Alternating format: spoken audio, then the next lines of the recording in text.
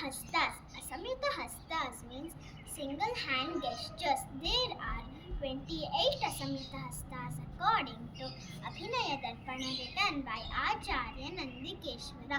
They are Pataka, Tripatako, Ardhapataka, Kartari Mukha, Mayurakyo, Ardhachandrasya, अराळ शुकतुण्डकः मुष्टिश्च शिखराख्यश्च कपित्तो कटकामुकः सूची चन्द्रकला पद्मकोश सर्पशिरस्ततः मृगशीर्ष सिंहमुखो काङ्गोल अलपद्मकः चतुरो भ्रमरश्चैव हंसस्यो हंसपक्षकः सन्दंशो मुकुलश्चैव ताम्रचूड त्रिशूलकः अष्टाविंशतिहस्तानाम् एवं नामानि वैक्रमात्।